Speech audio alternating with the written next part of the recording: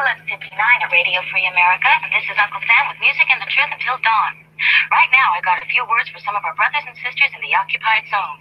The chair is against the wall. The chair is against the wall.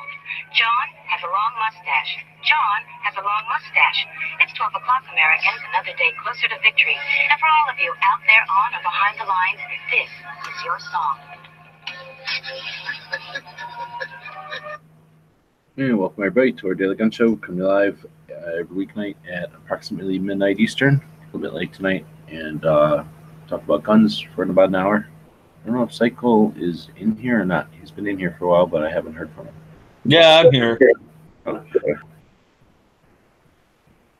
So I don't know if anybody else is going to join us tonight. We got some links out there. It's basically a panel discussion. We talk about guns, and tonight I thought we would talk about what are your favorite 2A organizations, and it'd be pretty quick if it's just me and Cycle here, but I'm guessing yours revolve around Connecticut. Yeah, well, Connecticut and national. I mean, you've got your local organizations and you've got your national organizations, and certainly my favorite local organization is Connecticut Citizens Defense League. It's modeled after the, I think Virginia has one, and I'm sure there are a few other states that have one. So you got CCDL and VCDL and other organizations like that. And the reason I really like it is because it's first of all, it's a true grassroots organization. We've got about 30,000 members now in Connecticut. There's no regular dues. You join just by signing up on a website. You contribute as you're able to contribute. And they are they do have a regularly scheduled second Tuesday of the month. Actually, today would have been the meeting day, but because of the inclement weather we have up here in Connecticut, they had to cancel it. And they do two things. They run the organization itself, and then they have their legislative fund, if you will. Their how they pay for lawsuits and stuff like that. And basically what they do is they sponsor events all through the year, like poker runs and picnics and things like that, to pay for the cost of running the club.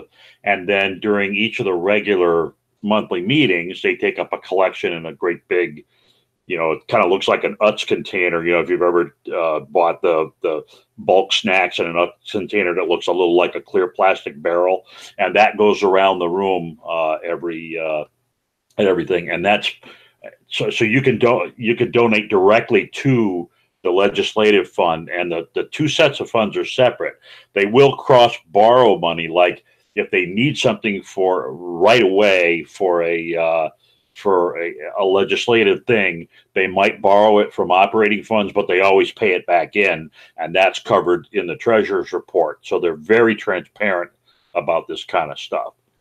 And of course, they also sell a lot of, T-shirts, hats, pins, stickers, all that kind of stuff. They go to there's a big, the big sportsman show here. They go to that.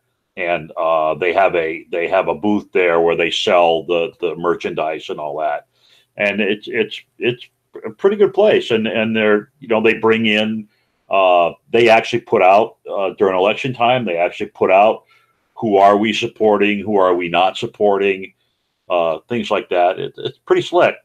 So they're my favorite local guys. My favorite national is Gun Owners of America. Those guys are. They're just amazing. The stuff they get into.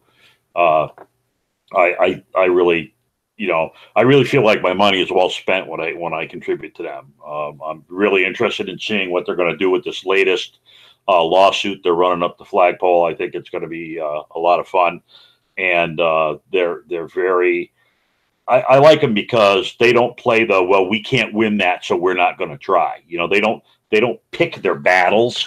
And that's one of the things about other organizations is they tend to only pick the battles they think they can win, and otherwise they just kind of ignore stuff. And I like the GOA because they come out and they talk about things. They do amicus briefs on everything.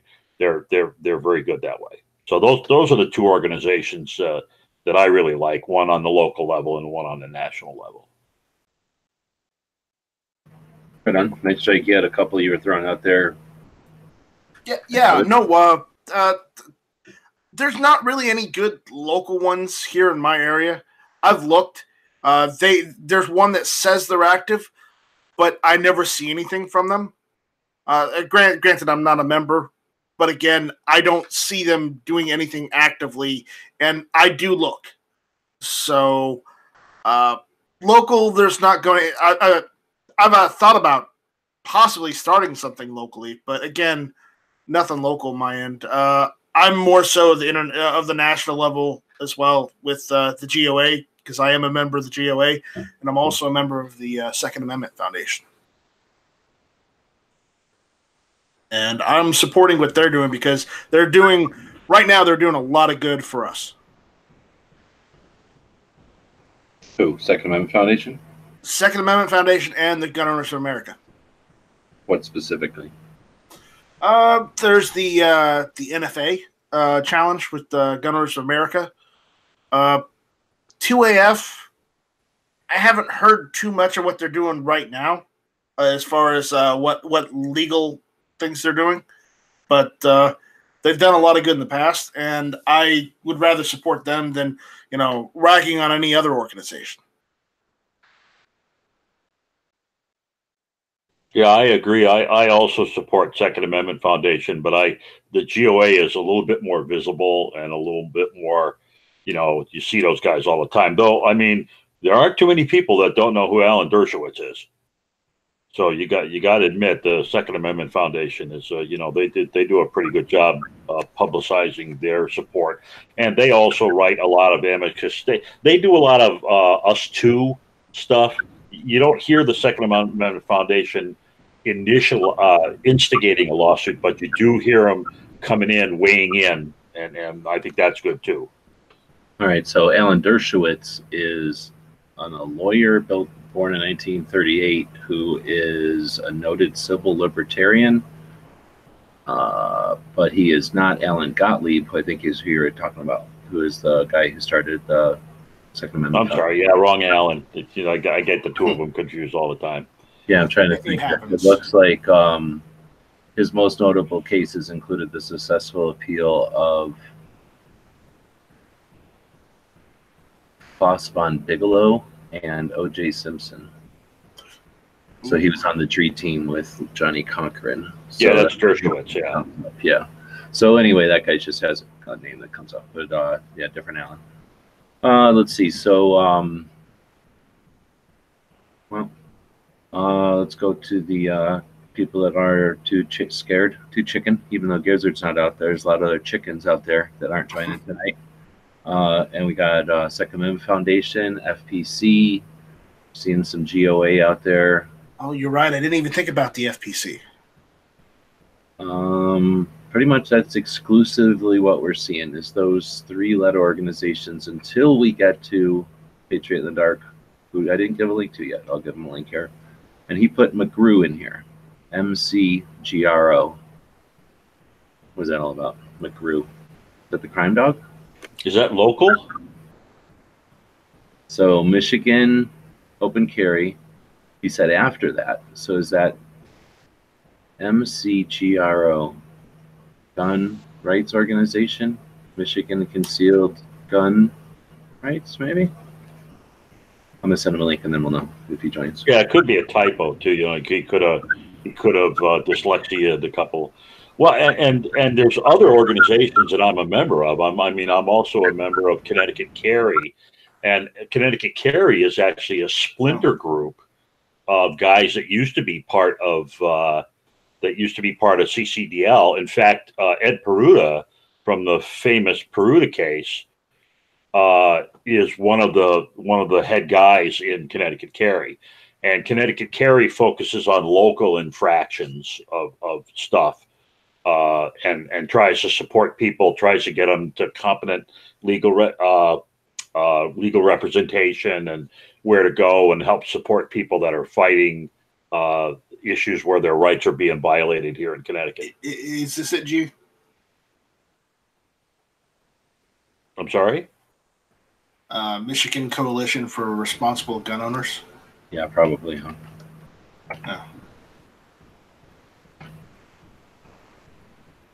So. Who else won't join unless they get sent a link? I like how they put responsible in the name. That's kind of cool.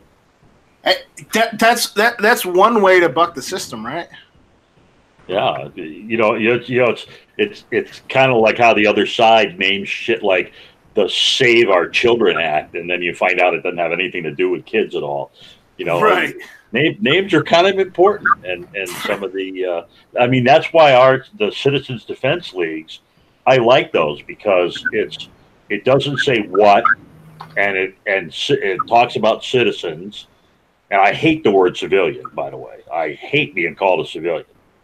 So if we're not at war, I'm not a civilian. So, but I do like how some of these names are softer names, more generic names, and so you can start a conversation without immediately pissing people off. Right. Did I get that right, Patriot? I wasn't listening to you. I'm sorry. It was the Michigan Coalition of Responsible Gun Owners. I was just blah blah blah. Okay. Trying. Do you know how large an organization that is by any chance? It's I think it's the most prominent one here in Michigan. Hey, throw me that one. Night Strike. Here's the link in the side chat. I can also just screen share it too. No, I'm going to add it to Every Second Matters. I interrupted you though, Patriot. Go ahead. The biggest organization in Missouri or in Michigan. Yeah, they do a lot as far as with the schools that had the.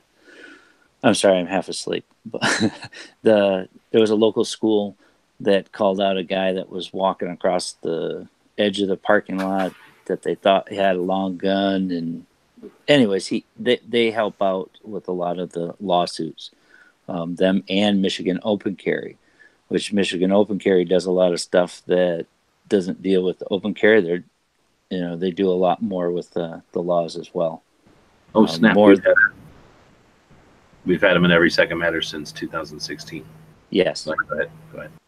All right.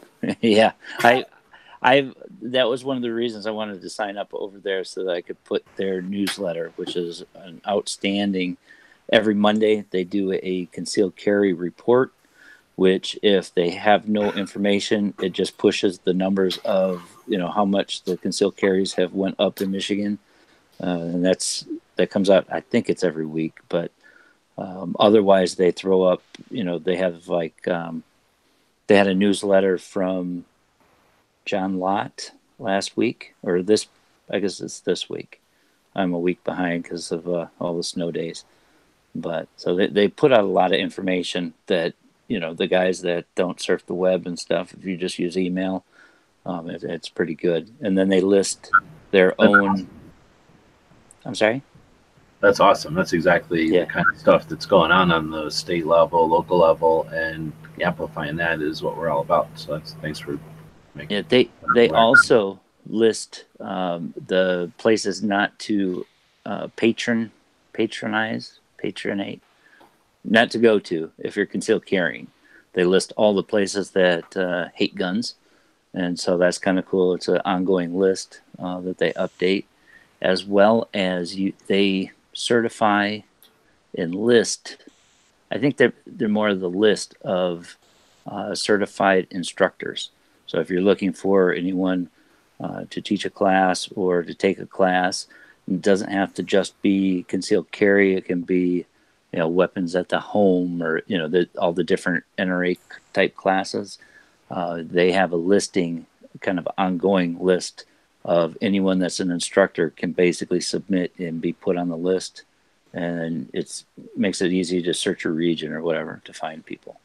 So it's kind of nice because then they can, kind of get new guys out there and get their information out there too.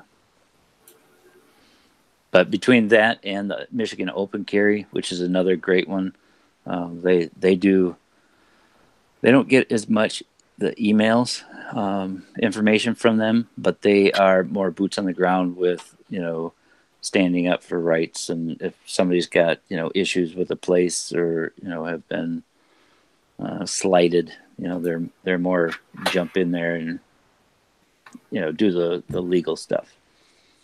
As far as I know.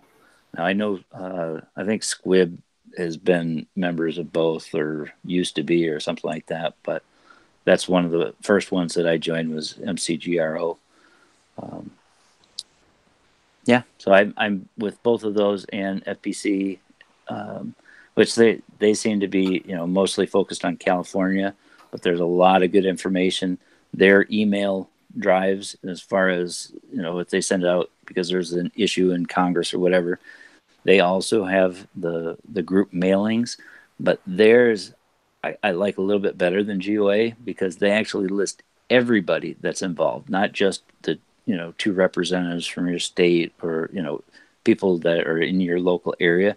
They list everybody so that, if you delete the, their form letter and you write your own, it'll go to everyone in the committee, everyone, that is concerned.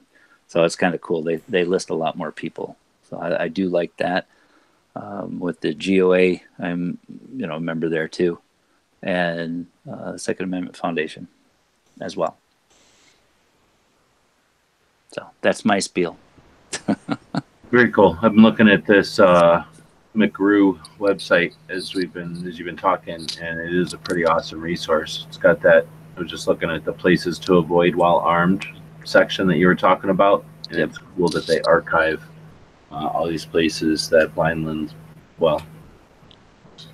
I guess what do they call it?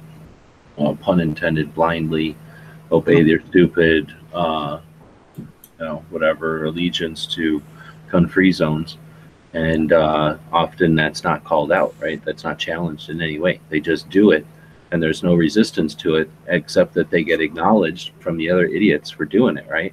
Yeah. So it's having something like this in place, a list, gives them some at least resistance to it. It gives them a reason not to. Like if they're seriously don't care one way or the other, and they're going to get a pat on the back from the idiots who say that gun-free zones are great, and if they're getting something like a discouragement like this from, hey, wait, gun owners aren't going to come into my place because of this decision? I didn't think about that. I only thought about criminals. Like, this is at least a deterrent. So that's cool. Hopefully they have one that's pro also, so that you can know where gun-friendly places are, where to put your money, not just where to keep your money from. Yeah, I would have to ask and look around. Their site is good, and they also follow, the state representatives and stuff that are here in, the state capitol. And I know a lot of their the board, I guess the members of the board, they take a lot of people that are representatives because they want, they kind of promote some of them to get them on our side, and talk about everybody that is on our side. So I like them. I read their stuff as much as I can, and sometimes, you get bogged down or whatever, but it's always good to reference back to, and even when it's slow, they still throw out, those positive numbers of, concealed carry permits, hey, this was a slow month, but we still, achieved more than we did last year, that kind of thing. So that's always nice to see. It is something that's positive, instead of just all grumpy. Yeah, exactly. And it's realistic. It's not unrealistically pessimistic, but just balancing it, but also just to make people aware, because it's dumb to just. Well, obviously, it doesn't work to just tell people about the fear or the bad things that happen. Yeah, the CCDL guys in my state. One of the things they do is they track there's actually a state statute that says when you put in for a permit, they have 8 weeks to turn it around or else it's a constructive denial. And there's also in our state, there's a specific set of state forms And the towns are not really supposed to screw around with that and add stuff to it, but they do. And they actually have watchdogs that gather that information and use Freedom of Information Act information.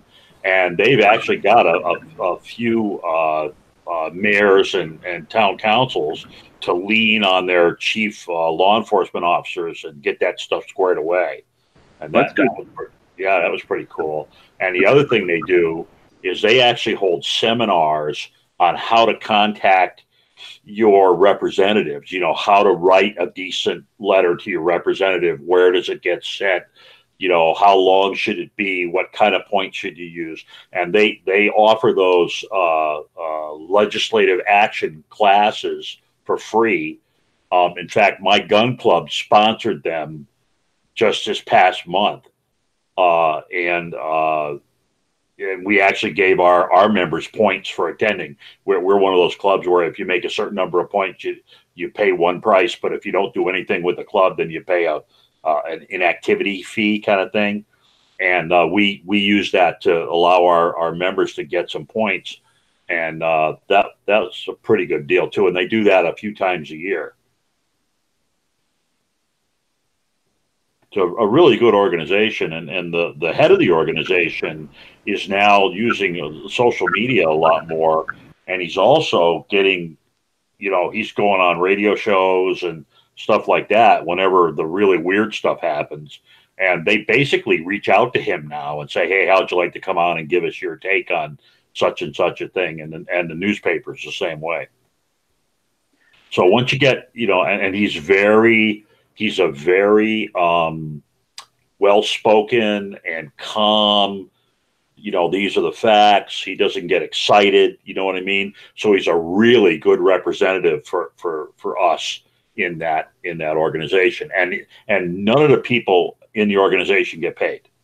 It's all volunteer. These guys all have regular jobs all day long, and it's all just, you know, out of the love of the Second Amendment, and we're going to, you know, make it happen. They're wonderful people. That reminds me that with the MCGRO, they also have a Ask the Lawyer. So basically, if you're a member, you can go to their website, and you know, there's obviously member things there that are, you know, a little more than just for the passerby.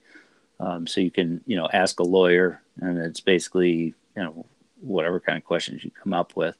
But one suggestion I do have is anybody can follow these guys, you know, on Twitter.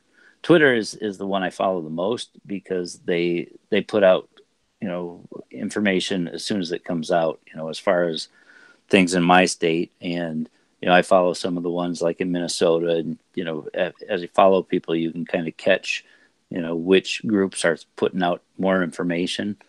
And it's kind of nice to have kind of a random selection as well as, you know, your state. So, you know, I listen to the stuff that they put out, you know, and you can check it, and, you know, that's kind of nice because they can throw out stuff that they actually see that you might not have caught. So it's good to follow them too. Well, it's important to follow other ones than your own state because, well, there's, for the reasons you just said, and just to get practice with getting information, right? And then it's, you know, when things are sneaking up on you, or when bigger agendas are at play or bigger games are at play.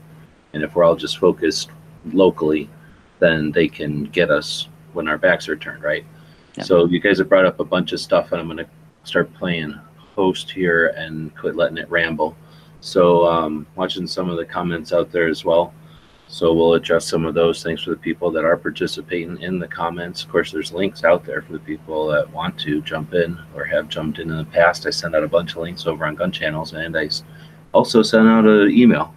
So there's links out there for people that want to jump in if it's not too late for you. But, right, so all of you had mentioned a couple of things there. I guess I'm going to go backwards. So, Patriot just said something about Twitter. First, I want to reiterate, though, it's important for us to be able to consider ourselves part of the game.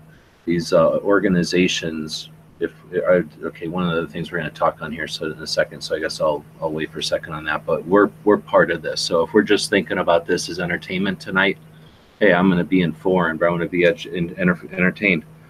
We got to start. I think it's time for all of us to stop thinking about this as something that we're spectators of, right?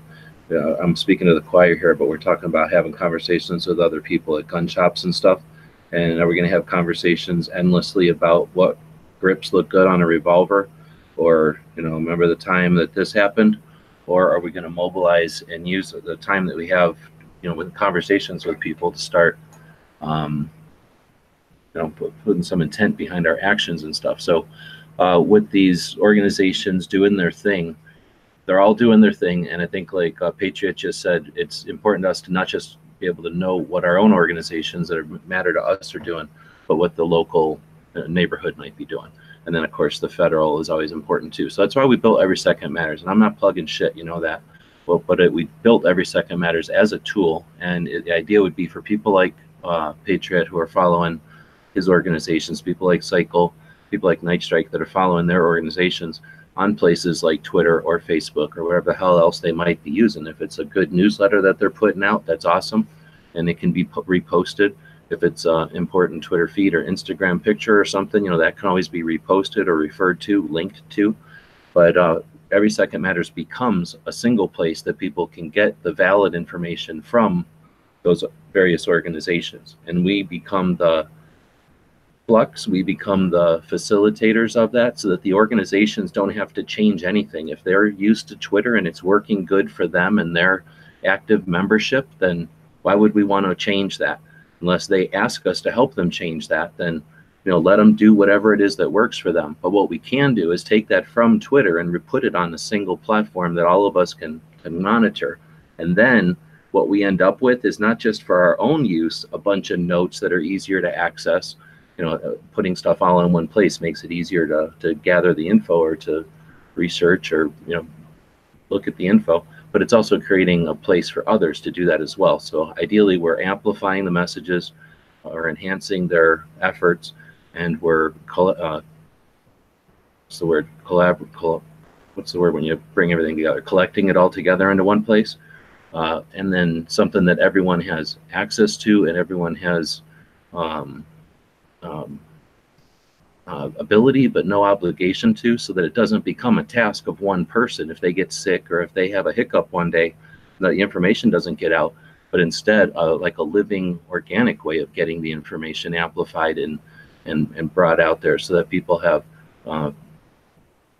participation in it and they're active in it. So that's the concept on Every Second Matters, and I think that's worth reiterating when you talked about the plea to have people look at Twitter. So I'm never going to go look at Twitter. It's one of the other reasons we built the thing, is so that when people are using platforms or organizations are using platforms that are just, not in people's Rolodex of stuff that they do on a daily basis, it doesn't get lost.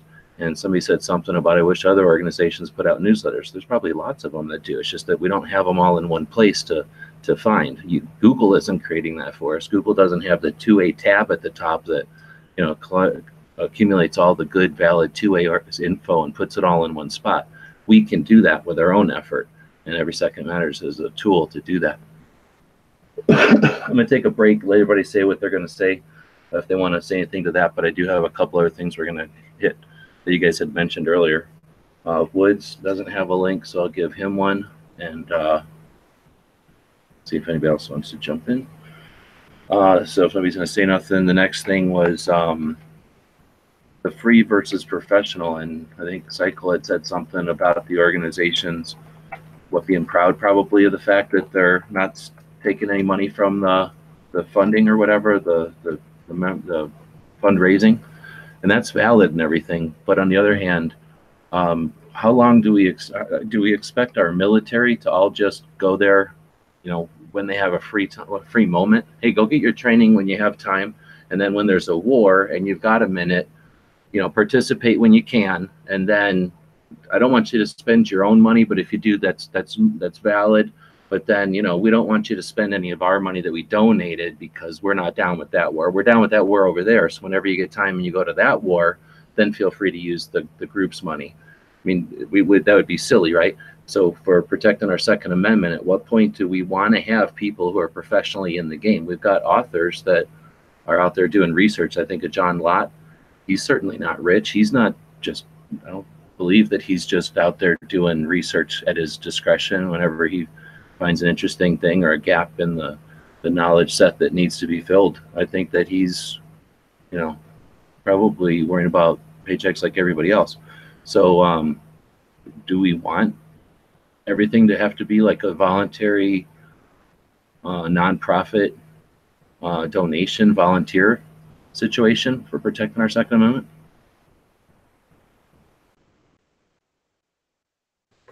That's a question. I'm not, if the job's getting done, I'm not sure it makes a difference.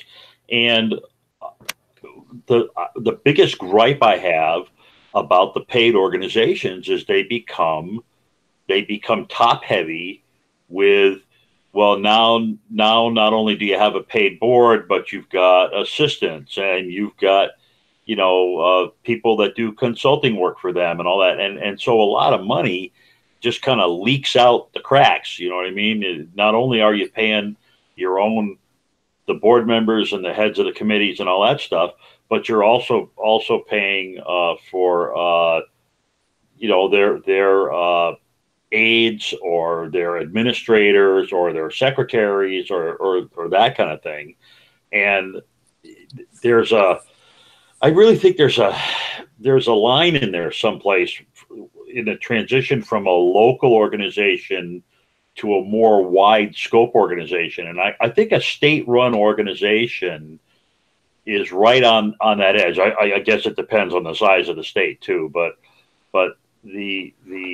it's really, I mean, like when we in 2013 we had about, I don't know, 15,000 members, and then 2013 happened, and since 2013 we have doubled our membership in the state, and that's pretty cool. But that also means we had to start paying for storage facilities because we needed places to put all the goddamn merchandise, and we needed a regular place for people to meet, and we had to pay. Obviously everybody pays for their meeting halls and stuff. Whether they do it as a stipend or they actually pay a real rental fee, and that stuff starts sucking money out of the organization pretty quick. So I'm really big on smaller organizations having this be volunteer, but it all comes down to, am I getting my money's worth? If I donate like GOA, I don't care if they pay those guys or not, because GOA gives me what I'm looking for. So I don't really care if the Pratts are paid a salary or that kind of thing, because they seem to be pretty effective. They seem to use the money kind of effectively, and the more money that flows into the organization, the less transparent it gets, and I find that irritating. I understand that, and a lot of things, once you start getting a lot of money in there, there's always people that are bad news, and they'll do bad things. But I think if you focus a group and you have people like John Lott, that he does the numbers, him being a part of a group with, it's not like you can, I guess, pick and choose who you have in a group, regardless. But I think people that are totally dedicated versus, people that are just volunteering and doing it on the sideline is important, because there's, when you can focus your 100% of your time, not saying G or anything like that, but we all know people that put in the time, the work, and they don't get paid. Now just imagine those same type of people if they did get paid and they didn't have to worry about I got to work Friday because I got to do this or whatever. So you get, I don't know, it certain places I guess could be bad, but I still think putting money behind those not movers and shakers, but those guys that are focused on their spots, and that Well, I mean, anybody can do bad things, whatever. But I still think that putting money behind people and getting the correct people together in a group, can be moved, So I think it would be, it's a good idea too, because then that allots for other things as well. Like, having a on-call lawyer or something that you can get information from instead of having to wait to, make sure that he's available or something like that. Yeah. Well, let me talk a little bit about John Lott. Okay.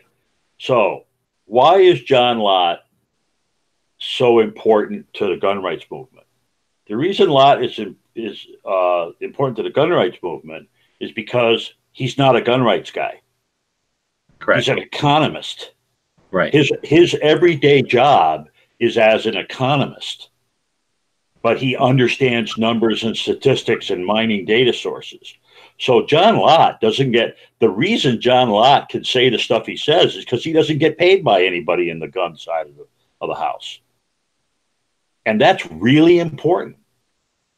Well, okay, that's an example of a specific individual. And like you say, his credential or his credibility comes from his independence to the industry. And even as a person, he's more of a cerebral gun rights advocate, I guess, or at least we use his stuff. And he came to that conclusion through his research.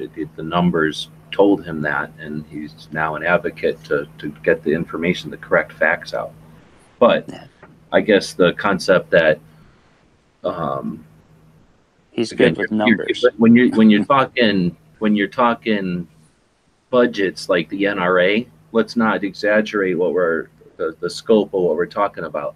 The vast number of people on YouTube, the vast number of people on Patreon, the vast number of people on Instagram, and the number of people in those subsets that have actual reach or that are creating content, that are doing stuff with intent, don't need anywhere near the budgets that the NRA needs.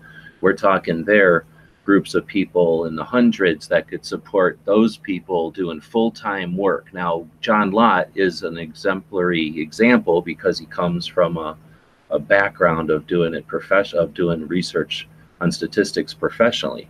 But a bunch of people just doing their thing independently as hobbyists and DIY researchers, what could that do for the effort, and what could that do for the normalization of firearms in society? If a bunch of individuals put forth much more effort, pro Second Amendment, pro research, pro spreading knowledge, pro distributing existing valid systems like we've been talking about from these organizations, what would that do to us as a community? And that's, I guess, what I was getting at with the idea that if we expect this all to be volunteer, all to be when we have free time, and all to be nonprofit, and no one's allowed to do this full time because it's not cool or right or moral or customary or traditional. I don't know what the dynamic is, but we don't have people that are going online and doing two-way stuff. Very few people, at least, that are going online and doing two-way stuff and making a living to just do it. Like everybody's doing it. Like even John Lott, like you just said, is doing it as a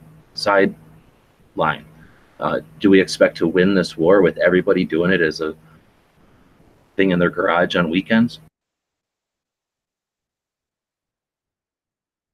No, that's not the point I was trying to make. I was rebutting. It sounded like Patriot was using Lott as an example of a paid guy who does this like full time, and I was just rebutting the fact that no, that's not the case with Lott. I know. I just meant getting the correct people. He does numbers. I don't do numbers. He does numbers, so it's better to pay him to do something, or someone like that is good with numbers to do numbers. Right. You wouldn't have me pick your colors of your house. You would get somebody that does that or likes to do that.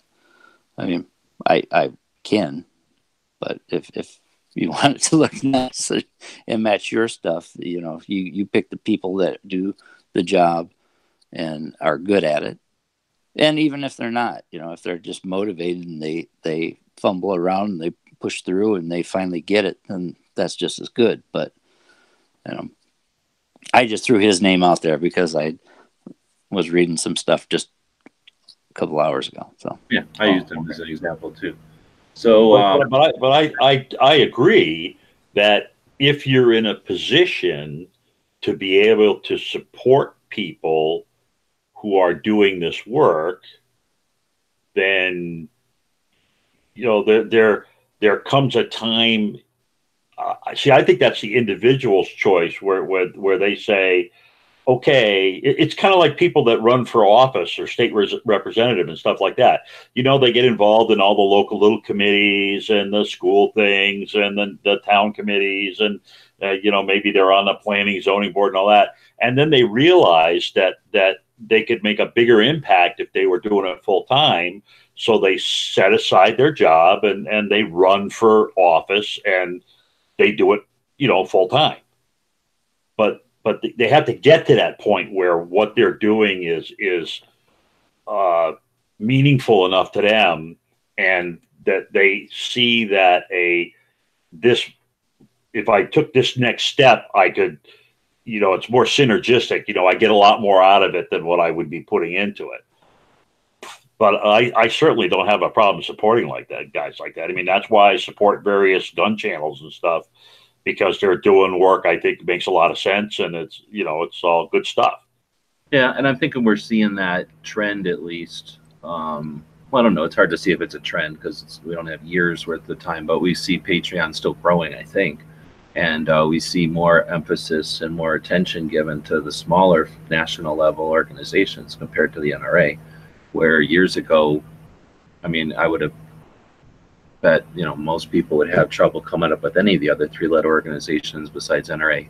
Maybe one of the other ones, right? But not like even in the chat tonight, we're coming up at least 5 or 6 that are, on the top of people's, right on top of their head. So, that I'm sure we're seeing that trend, but it's frustrating when it doesn't happen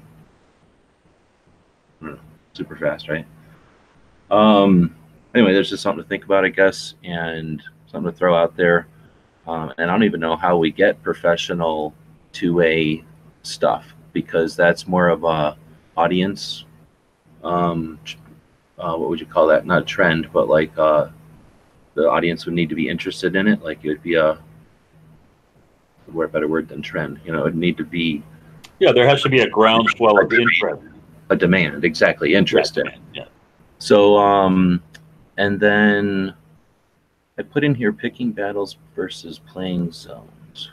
Damn it, that was too vague for my own notes. No, that's exactly right. So one of the big complaints with the big gun organizations is they pick and choose their battles, and they're very careful about which. They don't get into one they don't think they have a fairly good chance of winning. And a lot of people like me say that's bullshit, man. You should fight. You should be involved in the smaller fights on the state level, and not worry about it when it gets to the circuit court or the Supreme Court or that kind of thing, or state Supreme Court.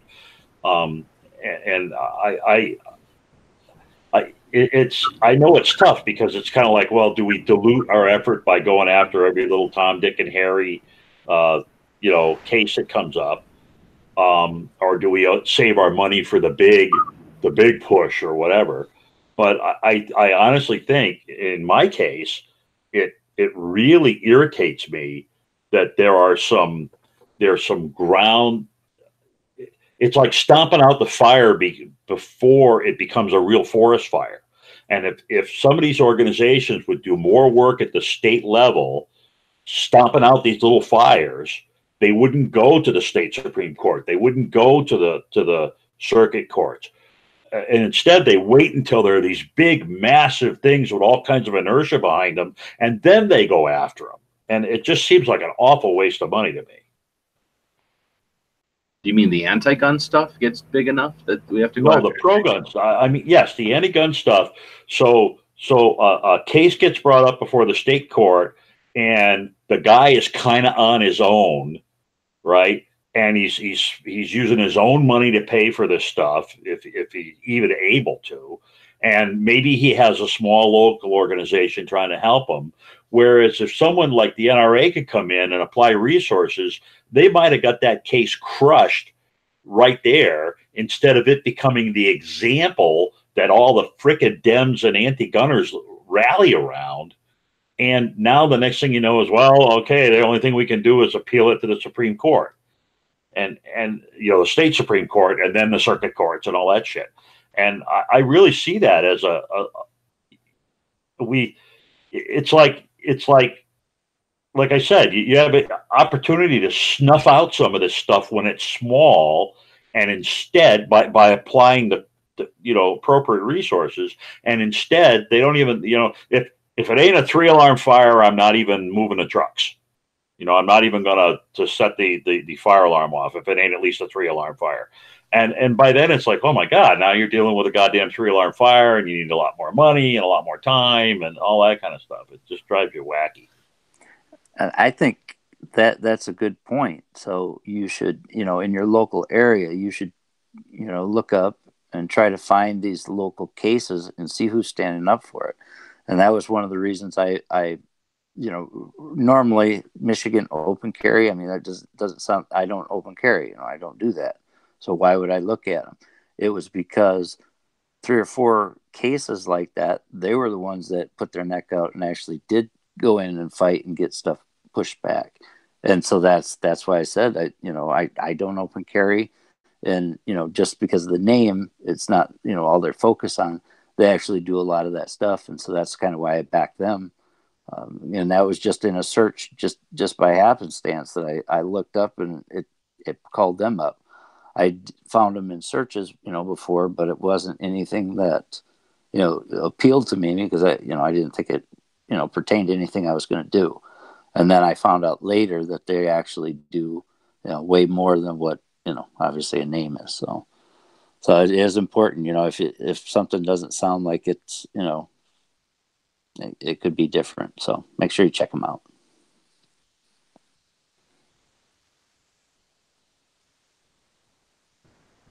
Maybe. And I think I might have been talking about the idea that, nobody has to be a member of one organization or just support one, right? So you have your ones that go after battles, and then you've got your ones that go after zones. I really don't know what I was thinking. I should have left better notes for myself.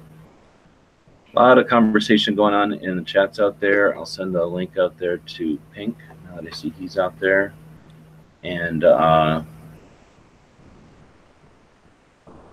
distracted while I do that, and then we'll go back and try to address some of the comments. One of them, though, was NAGR.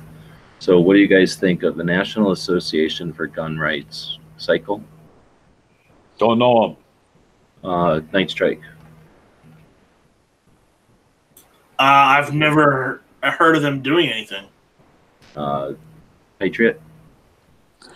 I've heard a little bit about it, but I haven't looked into them. I remember somebody mentioning them, possibly at SAF or that convention. Oh no, never there. Oh, okay. That's okay. So no, there's I don't know. One of the things we got over on Minuteman University's list of resources. One of them is the 2A history, where we got this stuff, the gun control groups. So do I have NAGR in here? No. So they come up in 2001. So just after Pink Pistols, just before the USCCA and OpenCarry.org, just a little bit before the Arizona Citizens Defense League. Let's see, I don't know if I have much information in here on them. Right. So you're talking about an organization that's been around for 17 years, and we don't know anything about it, and we're gun rights semi-activists. So I think that kind of tells a story.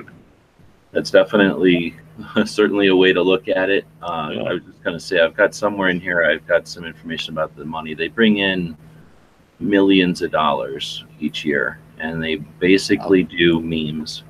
And they, if you listen to the Wikipedia or their About Us, they'll suggest that they were a result of the Colorado. Well, they started in Colorado as the Colorado. It was a National Association. It was the Colorado Association of Gun Rights, and it was a result or a reaction to the magazine ban. Was the magazine ban in 2001 though? So whatever, it was an organization that was created by a guy, and then it sprung to life, I guess, with the magazine ban, and they claim responsibility for the expulsion of the whatever people that passed that law. The couple of people that passed that law. I don't live in Colorado, so I don't know the details on that, but that's about all I know from Wikipedia. I can tell you that if you ask people in the Second Amendment, they're not big advocates or fans, and they don't know much about it either. So yeah, I think Cycle summed it up. 17 years and very little is known about them. And I think the only time I ever heard about them was when you said that they make so much money and don't do it. You know, there's nothing that's out there that they've done. I think that's where I heard it from, was when you brought that up. I think you've had a rant about them before, G. Yeah. So you know, millions of dollars, and they don't do anything for the gun community. And what those millions of dollars could have done otherwise. So right. If someone knows otherwise, let us know. And what else did I could throw in there?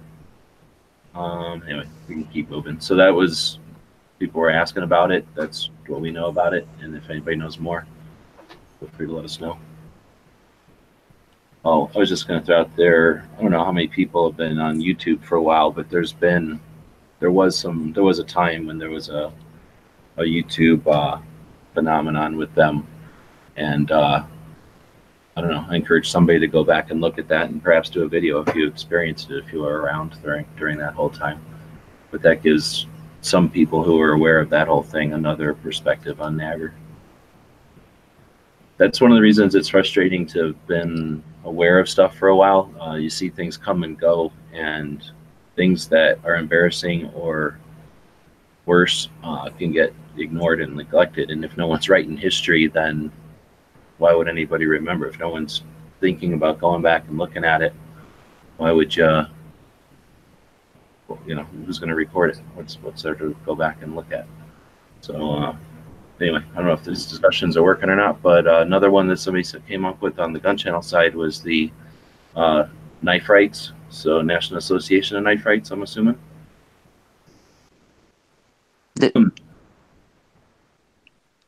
Is that the one in Texas that worked on getting those laws pushed back? I think there's only one national level knife rights organization that's major, and it's probably that one. I don't want to give credit where it's not due, but I think there's only the one. It's one of those things I never really thought about it until they'll have a talk usually at the Gun Rights Policy Conference, and it does say in the Second Amendment something about arms, not guns. So gun rights or knife rights are gun rights. I think that's one of their mottos. And when they start demonizing switchblades or lengths of blades and all the rest, you know, it's very, very parallel to firearms rights, right? Gun rights. Oh. Yeah, that's something I'd never thought about before. It says it's in Gilbert, Arizona. So.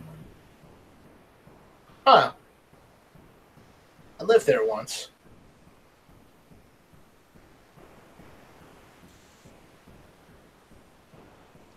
But if there's more than one, let us know. We'll put them in Every Second Matters too. Also. Yeah, DT Pfeiffer on the Gun Channel side was one of the guys that brought that up, and he said, yeah, they are in Arizona, but they are a national organization. Yeah. And I just hate the name. You know what I mean? Because knives are inanimate objects and guns are inanimate objects, and I don't like hearing gun rights.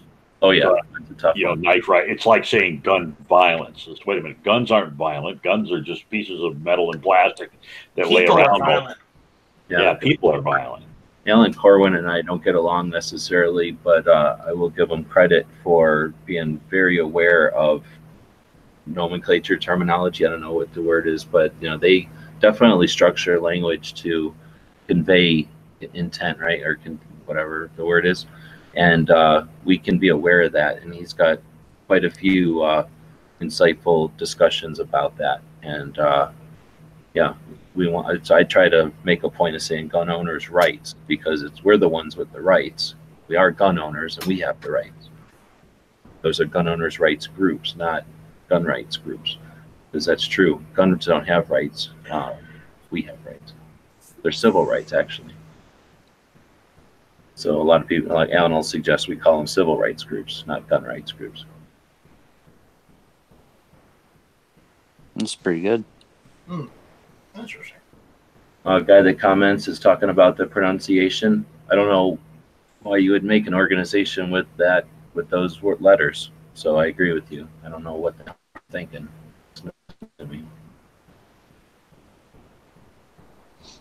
All right. So I don't know. Is there anything else we want to chat about with favorite 2A organizations? The second topic tonight was life memberships in 2A organizations. I don't know if anybody wants to chat about those. I also have a video here. I can give you a sneak peek of something, and it might have something to do with what we're talking about today. Maybe not, but it is 4 or 5 minutes long, so it'll give everybody a break. And smoke them if you got them, but no talking. And we're going to open this up from... And I'll fast forward. You don't have to watch the whole thing. 1985. And if we were to open this, what's the brand? Machine Gun USA, 500,000 automatic weapons. And anybody seen this magazine before? Open it up here. That cool car from 1985. Really? There are 500,000 of those things running around? 40 far right with TV and Hollywood movies. 1985. 500 or where'd it go? Where is calculating the number at the first time? So right there, I am pointing. Calculating the number of assault weapons in American homes is a complicated matter. That sentence right there, in October 14th of 1985, might be the first time in the United States press that the word assault and weapons were stuck together with this intent. So it's the third or something page of this article, and they go around saying things like full automatic, and they say like assault guns a couple of times. So I don't know if it was really just a word thing, you know how people don't want to say the same stuff over and over in an article, like they just jumbled words together so that they weren't saying the same thing over and over, or if it was an intentional thing and they stuck it way in there for some reason. But this magazine article came out in October of 85, and of course we know what happened in 86, but it was also Sugarman, the guy who started the violence policy group or something. Was about a year later that he came up with the concept of demonizing rifles that look dangerous, because up until now it was handguns. Up until 1985, it was handguns that were under attack, and the pistols and revolvers that were the focus of anti-gun stuff. So this is one of the actual pieces of paper that symbolizes the change in anti-gunners' focus and their goal and the methods they used. And this article is one of the butterfly things that end up in the assault weapons ban. And now, you know, many years later, we're seeing the second version of the assault weapons ban come up. So when I found out about this thing, I thought it was worth grabbing one off of eBay and trying to bring it up so that we can learn from our past and, I don't know, not relive it, or do it better.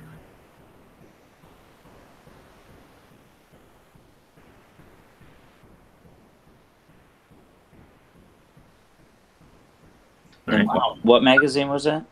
It's a Newsweek from October of 1985.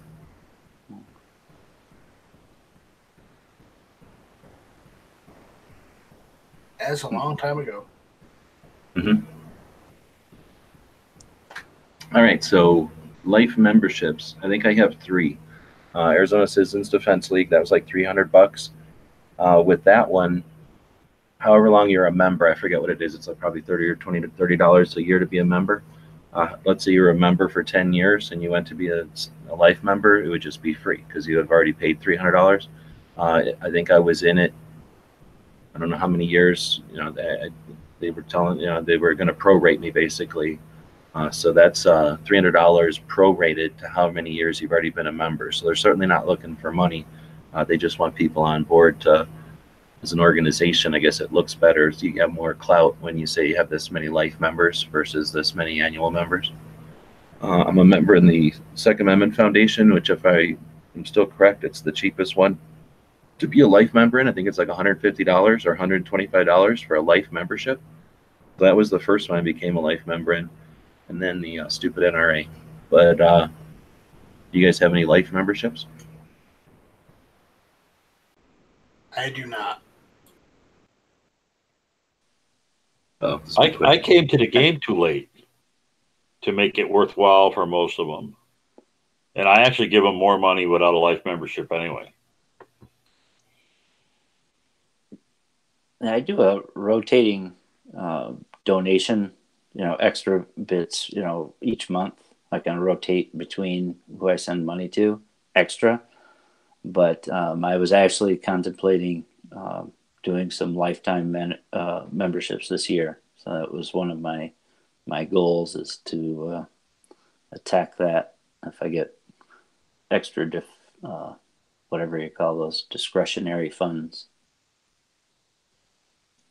Yeah, But I do pay extra, even if with GOA and stuff. I mean, the annual membership, I mean, it's cheap. It is, $20 or whatever, so that's nothing to keep throwing, the extras. I mean, I don't really follow like the emails that they ask, for certain things at certain times. I kind of just go through and, I'll throw it when I have it, basically.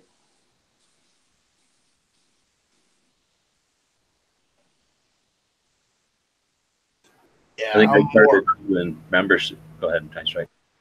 I'm more of a year-to-year guy, and when I can send a couple dollars extra to the organizations, I do so. Just because I figure these organizations need it more so than the bigger ones. So, I've looked at the life memberships, but some of them, it's just a lot of. To me, it seems like a lot of money to justify it. So, and I don't have a lot of money as it is to begin with.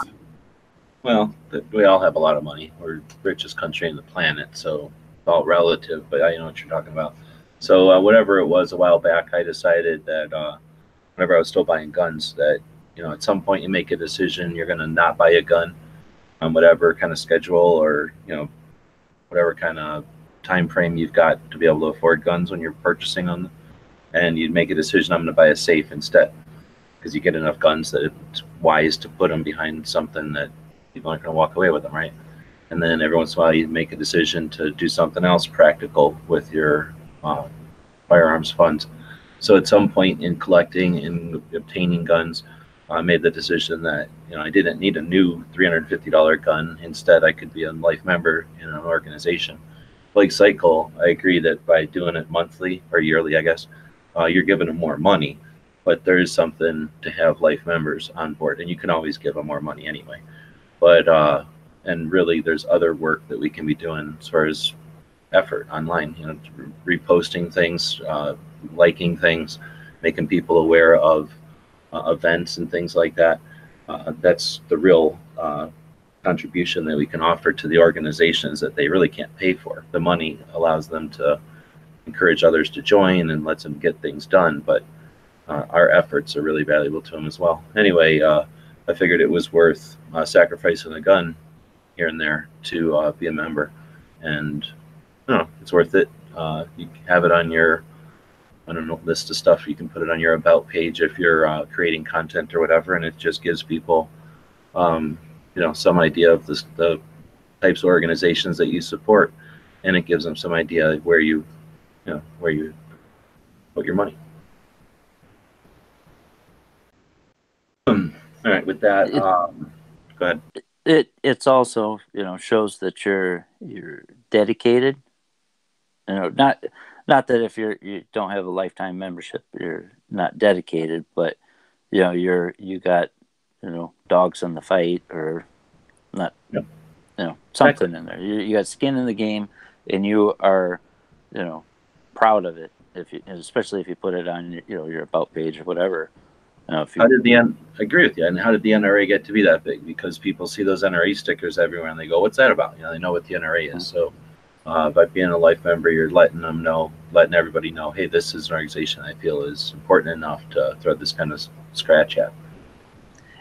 and the other thing is also it allows, you know, people that, you know, don't know anything about it, you know, to see, well, why would you join something like that? You know, why, you know, it allows you to speak about it and talk about it more and bring other people in, because, oh no, I'm not going to do this because, you know, I just I'm not buying something new. I'm not getting the new deck furniture because I'm getting a lifetime membership to this. You know, and they're like, well, what's that?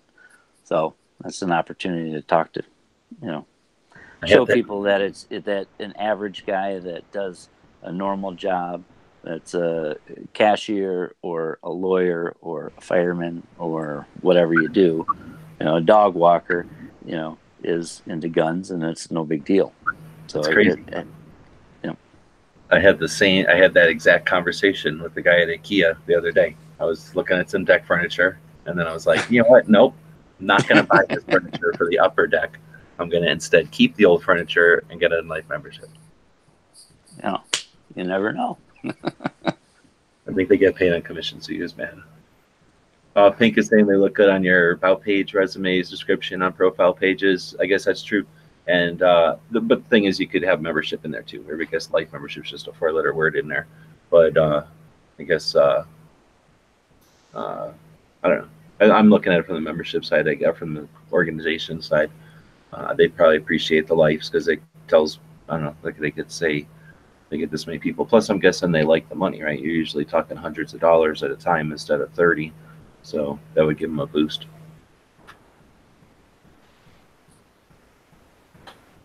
A guy that comments saying, I can pay for the second with a blood instead. I'm broke. And yeah, that's the whole point, is I don't really think money is the only thing that these organizations need. They really need reach.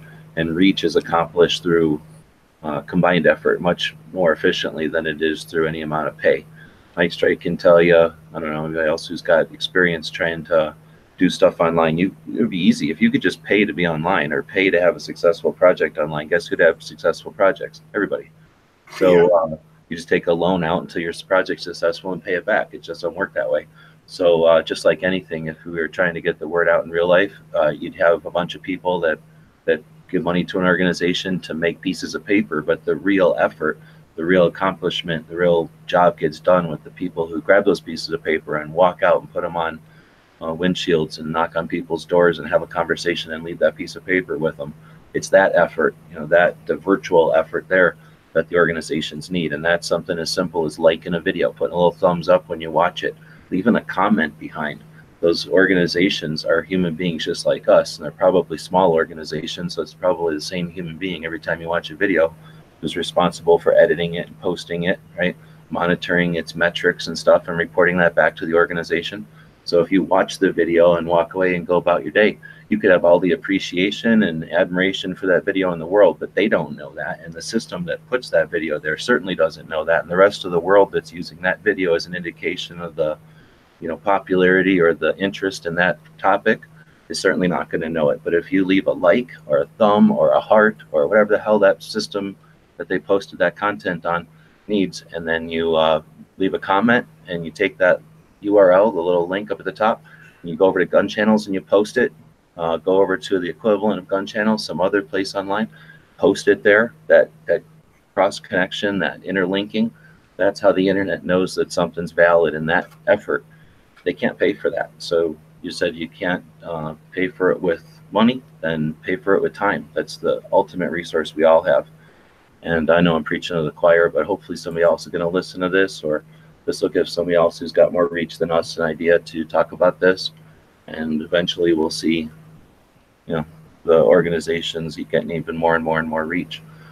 And we'll get stronger at it. We'll be able to take that same effort and take it to something else, dog pounds or some other effort that we think is important online. Old folks' homes. You know, Yeah. you got to think about cycle. Yeah. Yeah. For old folks, what are they gonna do with their guns? How are they gonna get Yeah. wheeled over to the ranges to shoot? Somebody needs to help them. You know, I volunteer. GOA is 300 and something bucks to join, right? Or not? I mean, not to join. Sorry, to be a life member. I guess I was reading this tonight. I can't find the life membership on their website. They have it where you can actually get your life membership but pay monthly for it. So if there's a total amount, you can do it, you know, $20 Like the a month NRA. or whatever. Like the NRA kind of lets you do that too. Is it? Okay. Yeah, the NRA is $500 or less or more depending on their thing at the time, and then you can either pay for it all at once or pay yearly. Actually, you pay like once a year or something. Okay, well, make sure you go and check for yourself. Don't quote me on that because I might have been mistaken. You know, all websites look the same to me. It would make sense though. The only one that doesn't is I could think Second Amendment because it's so cheap. Yeah. Second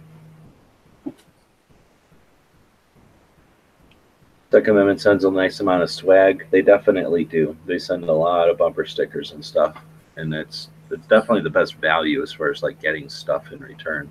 I think some of the others give you like a lifetime or a life member like plaque or belt buckle. I think one of them gave me a belt buckle.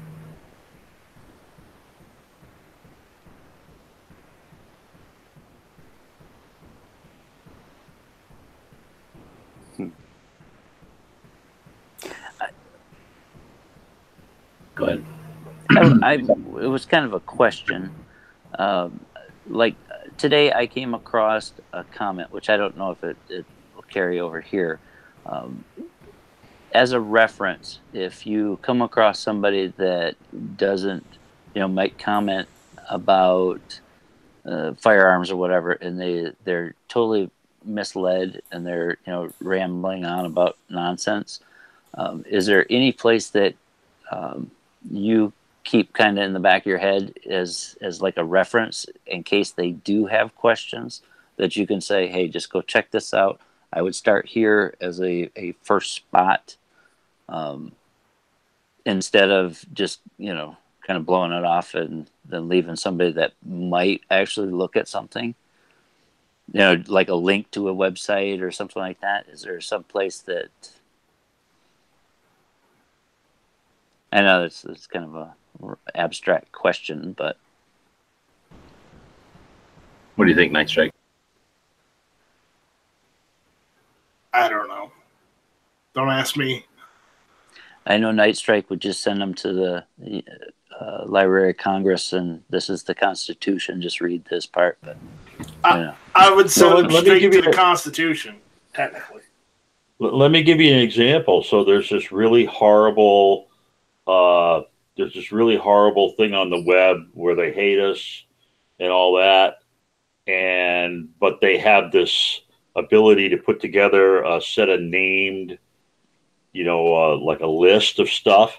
And I actually have a named list of really good gun control videos where people make good cases about the foolishness of gun control, and most of them have citations in there. So that's one of the places that what I have done is I've started my own little internal list of, you know, gun control things. And if I really wanted to, you know, I could say, hey, let me just whip up my YouTube, but go look at this, go look at this, go look at that. Yeah. Can I get a copy of that list? Actually, if you subscribe to me, don't you get a chance to look at my list? It's a published list. Not if they're hidden. No, they're not hidden. Then I don't hide anything. I'm old. I have no reason to hide anything. Then I'm gonna have to go through your playlists on YouTube. Yeah, I think my playlist, I'm pretty sure it's in there. I mean, you don't want to go to my like list because I like a lot of weird things. Oh, But, well, you know, so do I. But yeah, the playlists, you know, I've got playlists. I'm a big user of playlists. So, you know, I have stuff for my different hobbies and all that kind of stuff. So, but yeah, if you poke around in YouTube, you'll find a gun control you'll find a gun control playlist. It has, you know, half a dozen or so pretty decent YouTube videos that people have put together. Either people making speeches or people presenting information about, you know, like FBI stats and stuff like that. And I find that a very convenient way to do it because it's something that's available to me all the time on my cell phone. Yeah. As opposed to, you know, like a list that I would make or have to put in the cloud or something, and you know, it's a real pain in the ass. I mean, obviously that's one of the things that the 2A website is all about, right? Is to have these kinds of resources at your disposal. One of the videos in your list is private. So Woods is asking, even though he's not in the chat, even though he has links to be in the chat, he's deciding not to be in the chat, but he's now asking us to ask you, even though he's not in here. Well, I'm sorry, I don't do third party. Yeah, I apologize for having to do this. I'm just kidding. Proxy. Can you put that list on the 2A University? So we can put that on, Minuteman University that we talk about. I'd be happy to if we got, I'll throw a link on here or whatever, and we'll take a look at it. If you're down with that. I mean, that's the idea of those to, like you say, have resources available for people so that, you know, whatever, they can not need to go look it up every time, right? Yeah, and that's one of the things with me. You know, if I'm talking with somebody or whatever, it's easy to show a link because, I mean, 14-year-old girls look at YouTube. They know how to run it, so you pretty much can, you know, get a point across using YouTube. So yeah, and I've got 12 videos in the list, and one of them is private, but that's not my call. That's the person that owns that video. Yeah, they just changed You know what I mean? because they're and catching flack. And it's probably been changed to private because they got a ding from YouTube. I mean, obviously, I can't even see it anymore. It's like, you know, that this is unavailable. So they probably got their frickin' trained anti-gun monkeys to strike it down, and the guy ended up making it private rather than have delete it. So I will delete it, and now nobody cares. That sucks. But that's one of the reasons we want to archive this kind of stuff, right? Sure. Platforms are susceptible to that, and by having it as often as possible out there, it'll hopefully not disappear. Yeah. So I've got stuff, you know, I've got a couple that are, what do you call them? They're like spoofs. There's like a guy pretending to be the president and giving a gun control speech. There was a sheriff's demo about how magazine size doesn't make any difference because of how fast you're going to reload them. There's the truth about gun control from one of my philosophy sites that I really like because I'm a philosophy kind of guy. There's a couple Bill Whittles in there. There's a couple Steven Crowders in there. You know, there's one in there about like, why is the NRA so powerful? And so why not register guns? You know, well, here's why not. Australian gun laws, the statistics around Australian gun laws, because people love that. That I really needed because there's all kinds of people that throw the Australians at you. There's Jerry Mikulik versus the bump fire stock. That was pretty cool. Gun control propaganda, again, a Steven Crowder. And then there's the latest one is Navigating Connecticut's Gun Laws, and that's from my CCDL. That's an hour. And just goes to show how screwed up the gun laws in Connecticut are because you can't even interpret them. Now, I'm not sure how you put a list like that. Well, I got a hint for you. I know this guy, right? He kind of is close with the guntube.org, and I bet if he got that list, he could comment and get in contact with those guys possibly so that they could put that list of videos over on GunTube and they would never disappear and have to go private. I mean, possibly. Yeah, well, I deleted the other one because I can't even tell what it was anymore because it's been made private. So I can't even tell what it used to be. And I also, believe it or not, I actually also have another list like that about global warming, which is another one of those. Well, you know, if it's a topic where you are cynical and just don't really believe everything you're being told, you'll probably find a list about that.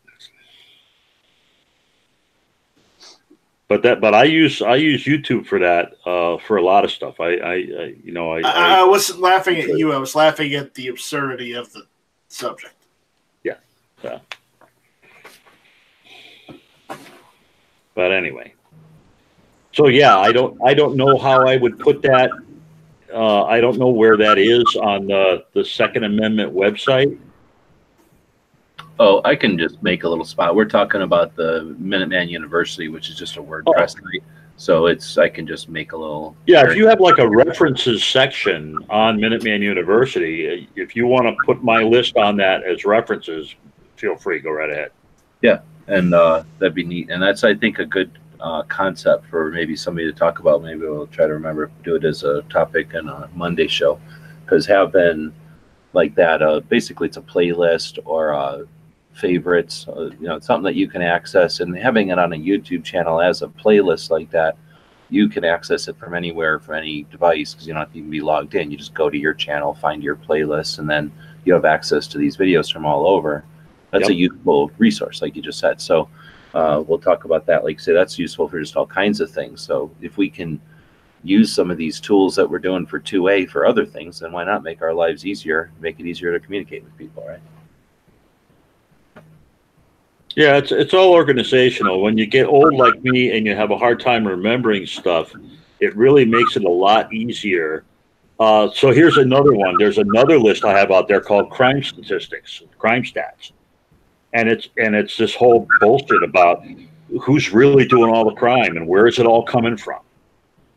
So stuff like that is that's another one that I have out there it's pretty useful. I got one about immigration, got one about Islam, got one about the Electoral College. That's where that voting thing is, by the way. I believe you'll find the bit about having the tiered voting. I believe that video is in that list. Oh, okay. But so yeah, I have these for things where I've had either arguments or conversations with people where, after the fact, I go back and I find background information and then I stack it up, and that way, if I talk to them again, I have an easy place to go find it again. It's all part of the fun. It really is. I really think that's it. The internet is more fun when you're navigating it and not just browsing around or poking at it, right? It's like, well, when you use it as a tool instead of as a form of entertainment, it takes on a whole new dimension. Right, exactly. And that's where we're better off too, right? If we share that kind of info with people and that kind of skills, and they see us being better at it. I'm talking not other gun people, but like the antis, when we're having discussions with people, if we're like, oh, I think I heard sometime, or let me find that for you. No, here it is right here. What's your email? Let me get you that list of links. Like you have that all prepared and you're able to get it to somebody like that reinforces your position. Is that the way to say it? Like, you're supporting. You have supporting evidence. Though to be honest with you, most people that argue with me on stuff like that, it's all the liberal emotional argument anyways. I mean, not liberal, the I don't mean just the person. Yeah, exactly. I don't mean just the person you're actually having that conversation, because what's the odds they're actually going to click a link? But that 3 or 4 people that might be aware of it or watching the conversation are there with you. Again, you're the one who's like, well, I know this. I've got a list of links over here that I use when I'm having this discussion, which I've had multiple times, and that right there I think that can do a lot for us when we're really talking, swaying people's opinions quickly and not necessarily always in person, right? Like some of it's just in our, like this, when we're having a conversation with somebody and others are overhearing it, we have the impression that we're giving them, or like I say, that the authority, I guess, that, you can portray by having, again, just a knowledge of your info, but then being able to access it. Yeah. And just, having familiarization with the tools to access it just gives you more credibility. Maybe that's the word I was looking for. So that, again, if you're having that conversation and somebody comes up and, you're stuttering and you're not able, and I can email you those, maybe what's your email, and you're writing it down on a piece of paper. It's just not the same as being able to, stand your own and confront them. And if they've got some whatever interest, or they want to stop the discussion with, send me your links. Okay, great. What's your email? I'll give them to you right now on my phone. I've got them right here, 2 clicks away. Again, I don't know. I think that might. I'll tell you, I wish that Facebook had a way to do that. Maybe I just don't know Facebook well enough, but wouldn't it be great to be able to bookmark the posts and organize them? Like, there was a great Facebook thing the other day about there were actually 3 different studies that came out that proved that gun control laws had absolutely no effect on crime, and a couple of them are relatively recent studies. And boy, that would be a great thing to bookmark and be able to say, and here is the link to the study. I mean, you wouldn't have the direct link, but inside the Facebook element, there was the when you drove into it, it actually gave you the links to the actual studies. And I thought that was really cool. But Yeah, you get away with that in YouTube, but you can't really get away with that in Facebook quite so much. The best you can do is like reshare it so it becomes part of your page, but you can't. It's hard to look up. The searching in Facebook sucks. I really don't like it very much. No, that's the worst. One of the worst things about Facebook is it sucks so much of people's time and attention and their efforts, because so many. It's just frustrating every time I hear something valid and they use Facebook as their organizational plate. Just garbage. But yeah, everything about Facebook is designed to be like next, and then paying attention to every single thing you do and everything you've seen in every direction. What's worse is people don't even pay attention. It's not like that they decide that they're watching everything you do. They look at every decision you've made. If they intentionally put down a yellow and a blue and a green option in front of you and you choose green, they don't just know that you choose green. They know that you didn't choose the yellow and the red. And they're banking on all of that. And just to see people over there using their crazy system, because like you say, you can't search for nothing on it. You really can't create even a photo album that's worth the shit. It's hard to even share anything on it. You have to they encourage you to just keep posting new again. Oh, can't find that picture? Just post it again. Throw it on there again, because they want it again. They want to see what people think of it this time around. Yep. But anyway, yeah. So I hate how they keep changing my settings. All of a sudden, all my comments come up as most relevant, and I always want all comments in date and time order. But no matter how many times I set it, and there's actually, it doesn't appear to be a way in the profile to set it and say, this is how I want it to be all the time. And it just flips back and forth based on what's going on. I have no idea how their algorithm figures that shit out. But serves right, Al Gore, bastard. But yeah, so I use YouTube as a place to store little reminders of, oh yeah, here's a good place to get that data, here's a good place to get that other data, things like that. Yeah. The reason I asked about like a link or a place to send them was I had a European guy call me a septic tank today because I like guns. So that kind of started a whole little conversation. Really? Yeah. With my screen reader, you're one of the reasons that we don't have cholera anymore. Yeah. See, my screen reader read it as you Yanks, and so I thought, okay, it ain't no big deal. But then when I went back, it was you septic tanks, which I don't know, I guess that's bad. But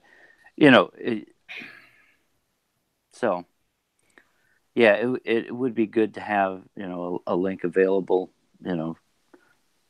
I just never thought about putting in, obviously that's work, putting in a playlist, Yeah, but once you've got the list, yeah, it's really easy because you see the video you like, you just grab the add to list, swing it down and check the box, done. Yeah, there's a little plus underneath the video, and then you can click on that and it'll save it to either your favorites or I don't know how hard that is, when you're using stuff for the blind, maybe a lot harder. I don't know. No, you check mine. I've got hundreds of playlists. Most of them are private, just because I'm a jerk. But I do have I've got multiples, and I change them up all the time just to mess with people. So Seven Wonders is saying maybe get an unrelated playlist might be a way to get other folks to your channel and your 2A vids, and that's definitely valid. I don't use YouTube very much, but I have gone to people when I'm surfing, when I'm just looking around. If I find somebody that's got an interesting channel, I'll look and see what they've got for playlists and stuff. And a lot of times, like especially like music or something, you'll find a playlist of all the songs in a band you like or something, or all the good ones, right? And you find somebody who's got the same taste as you, and then their playlist works, right? So yeah, of course you're going to see what other playlists they got. Maybe they got the same taste in other bands or something. So that's an ideal way to share Second Amendment subtly. What do I say?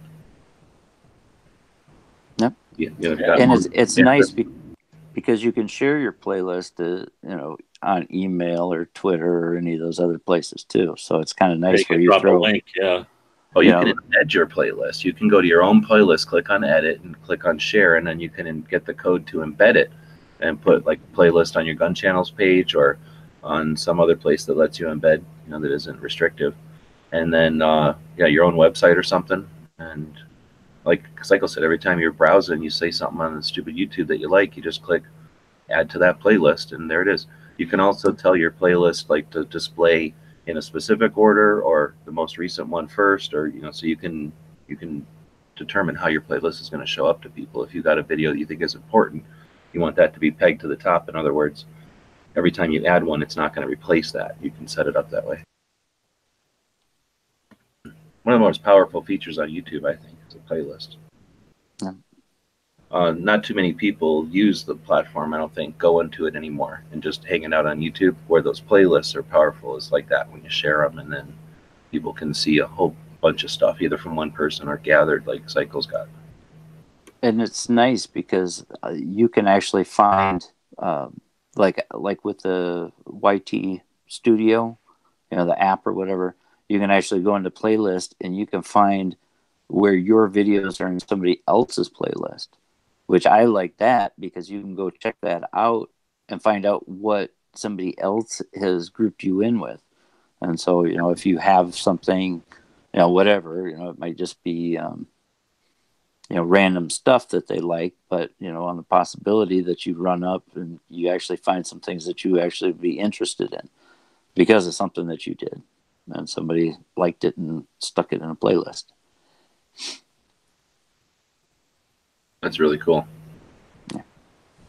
I haven't had the time to do that ever, but that's pretty neat. I found a video one time that was getting mad views, like tons and tons of views, and it came from some weird forum. And that's interesting. It's fascinating sometimes to see, like you say, what people who found your stuff grouped it with or put it with.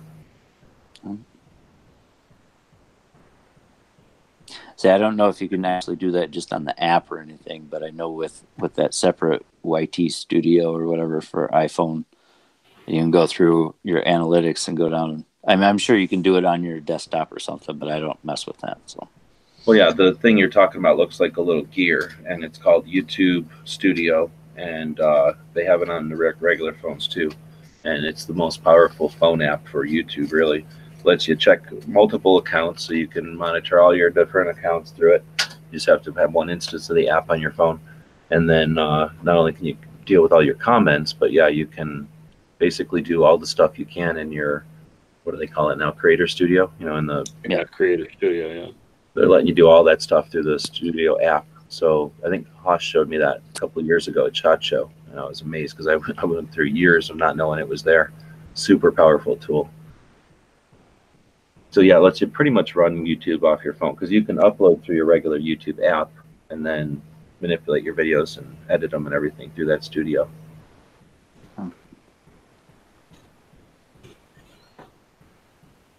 All right, so go ahead. Oh, I was just going to say it also throws up any activity. And so like when you open that screen up, it'll actually list, everything that's recent. And so that's kind of cool.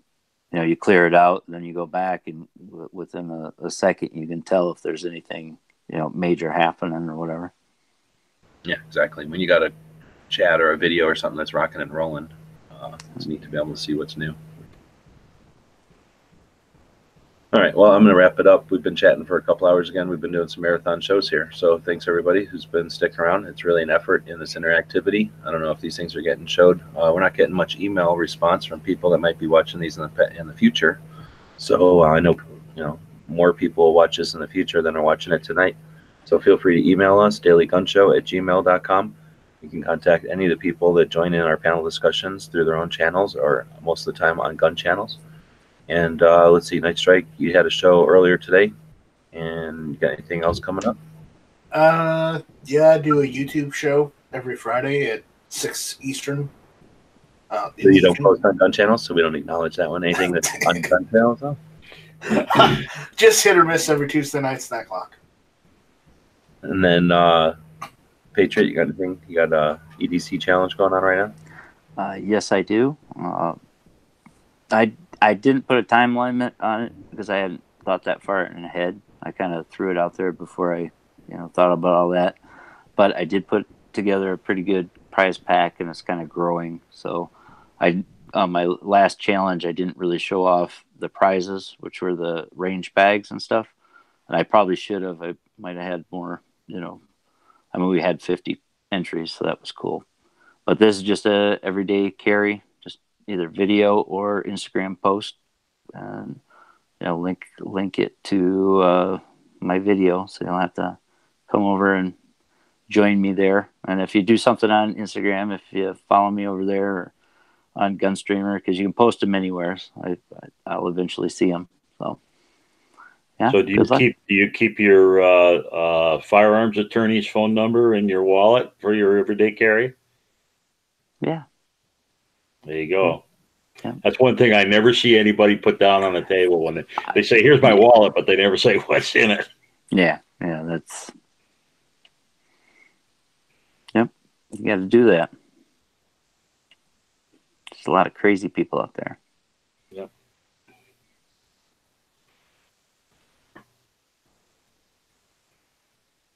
Oops, don't follow Pink's link out there. You've been warned. So, Cycle, thanks for jumping in, staying up late. Appreciate it. Sorry we started late tonight. Should be back on track tomorrow, I hope. And thanks everybody for watching and listening. Thank you.